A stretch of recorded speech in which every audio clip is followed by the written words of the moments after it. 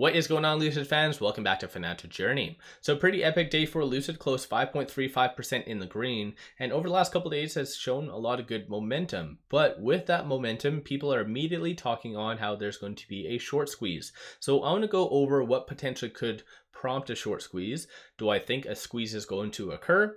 And finally, if a squeeze was to occur, how high it potentially could go. So today's video is going to be a little bit more of a different concept, but first make sure you guys hit that thumbs up and subscribe. Always greatly appreciate that. Without further ado, let's get right to it.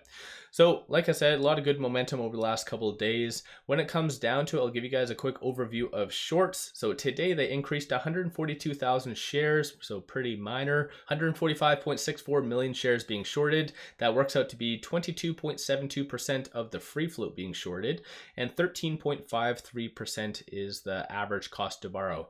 So when it comes down to a squeeze, you need four components. You need a high utilization, which right now Lucid does have 100%, so it has that.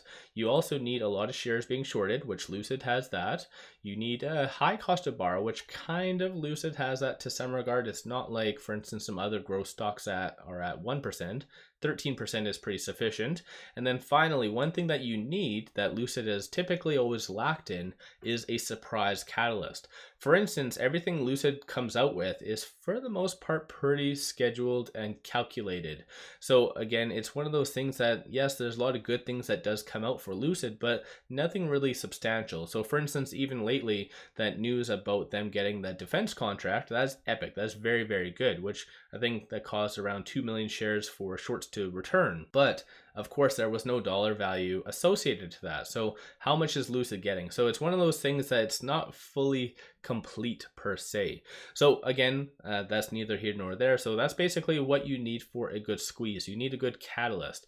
In my opinion, like I've said for a while now, on paper, Lucid has everything what it needs to have a good squeeze. But I personally feel that, especially in 2023, there is no catalyst sufficient enough to cause a squeeze. So I don't think Lucid is a squeeze in 2023, unfortunately, unless the gravity comes out and Lucid says it is $50,000, which would be absolutely amazing. They probably would lose a ton of money on that because of lack of profitability. But beside the point, I think that would be able to catch a lot of people off guard, including shorts, and maybe prompt a squeeze. But again, I could be wrong. I'm not a financial advisor, so you guys do your own due diligence at the end of the day. When it comes down to it, I do get people's justification on why there could be a squeeze. Because for instance, Lucid, a very comparable company to Lucid is Rivian. So again, just to point this out, 22.72% is Lucid's short interest.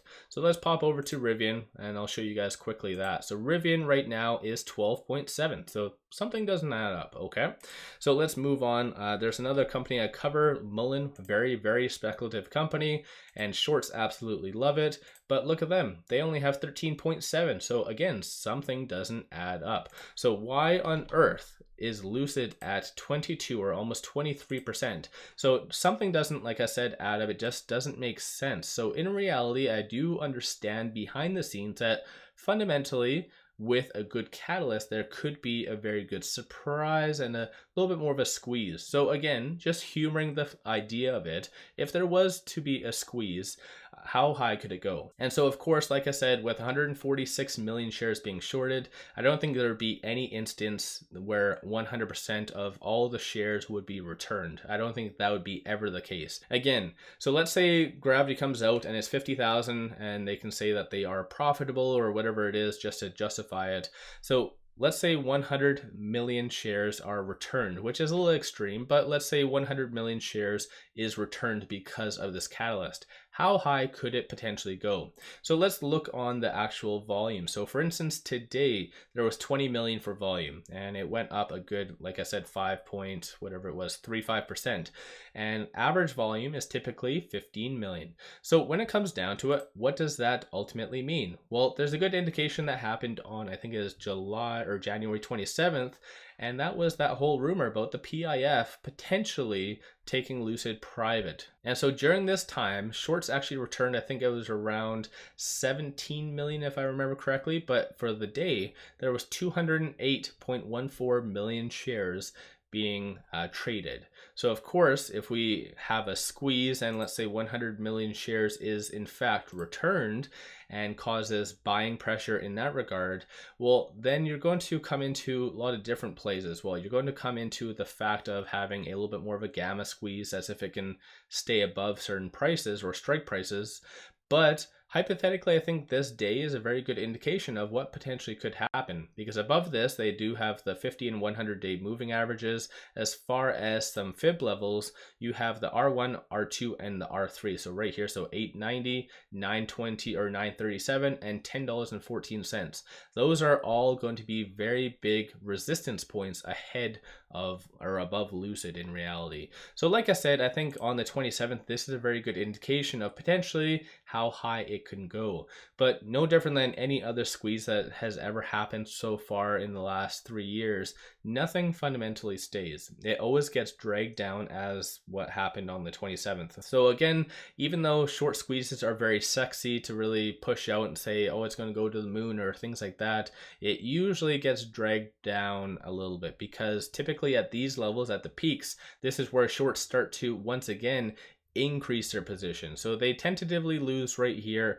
Retail and other institutions bring it up a little bit, and then this is where unfortunately shorts start to re-enter back in. So it's kind of a weird life cycle, but like I said, I personally don't see Lucid as a squeeze per se until they get that very good surprise catalyst. So let's say they come out and they say they are going to be doing 35 or 40,000 for 2023 for production.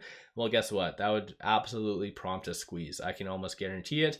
I'm not a financial advisor though, but when it comes down to it, like I said, a lot of people immediately like to jump over the whole short squeeze kind of thing, and especially if you look on Twitter, stock twits, people are talking about it. So once again, just wanted to quickly address that on potentially why a squeeze might or might not occur, what would cause it, and potentially how high it would go. So let me know your thoughts on that in the comments below, and do you feel that a squeeze is ever going to happen with Lucid, or do you think they're going to follow, in my opinion at least, the Tesla route? So Tesla had a lot of shares being shorted first thing in the first several years of operations, but what they did is they just got the job done, plain and simple. And then shorts just naturally left. So I actually see that being the case with Lucid right now, because I think shorts have been really getting in and staying around with Lucid, because unfortunately Lucid has been really messing up quite a lot. So in 2022, they had the whole, I think, production line,